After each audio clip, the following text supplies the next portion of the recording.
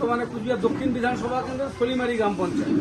এখানে দুজন গ্রাম পঞ্চায়েত সদস্য গত নির্বাচনে যারা ভারতীয় জনতা পার্টি থেকে নির্বাচিত হয়েছিলেন, একজন মায়া ভৌমিক সরকার এবং আরেকজন চন্দনা বর্মন রায় সরকার। এদের সাথে আমাদের এখানকার বুথ স্তরের আঞ্চলিক নেতৃত্ব বিশ্বজিৎ রায়, বিশ্বনাথ বিশ্বাস, বিশ্বনাথ সরকার এবং দীপঙ্কর রায় সরকার, তারা বিজেপি ছেড়ে তৃণমূল কংগ্রেসে যোগদান করলেন।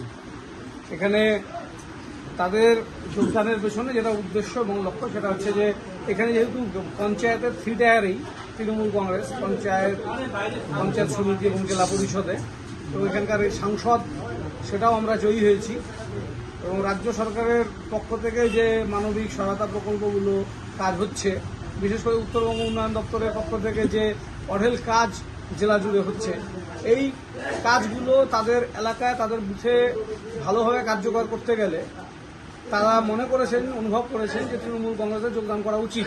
বুথগুলো যে বুথের থেকে গ্রাম পঞ্চায়েতের মেম্বাররা যোগদান করলেন, সেই বুথের বুথ সভাপতি, বুথের তৃণমূল কংগ্রেসের কর্মীরাও আছেন, তারা এদেরকে স্বাগত জানাবে। একসাথে কাজে কাজ মিলিয়ে এলাকায় কাজ করতে হবে, কোনো দ্বিধা বিভক্তি রাখা যাবে না।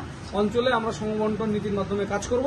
প্রত্যেক গ্রাম পঞ্চায়েত মেম্বার, যেমন তৃণমূলের মেম্বাররা পুরনো যারা, তারা যেভাবে সহযোগিতা পেতেন, এবারে নতুন যারা আমাদের সাথে যুক্ত হলেন তারাও একইভাবে কাজকর্ম বুঝে পারেন।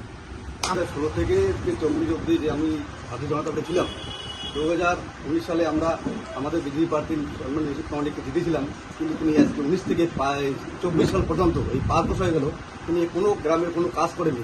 তাই আজকে এই কুচবিহারের মানুষ যাকে উচিত শিক্ষা দিয়েছে, তৃণমূলের যে প্রার্থী ছিল জগদীশ চন্দ্র বন্দ্যোপাধ্যায়, তাকে বিপুল করে জয়যুক্ত করেছিলেন আজকে এই কুচবিহারের মানুষ। কারণ 5 বছর থেকে যদি গ্রামের কোনো উন্নয়ন না হয় তাহলে মানুষ, সাধারণ মানুষ কেন থাকবে? তাই আজকে আমিও এই ভারতীয় জনতা পার্টি থেকে আজকে তৃণমূল কংগ্রেস যোগদান করলাম। আগামী দিনে আমাদের অঞ্চলে যে 2000 ভোটে পিছিয়ে গেছে তৃণমূল কংগ্রেস, আমি আজকে থেকে কথা দিলাম এই সামনে 2026 নির্বাচনে আমি 2000 ভোট পার করে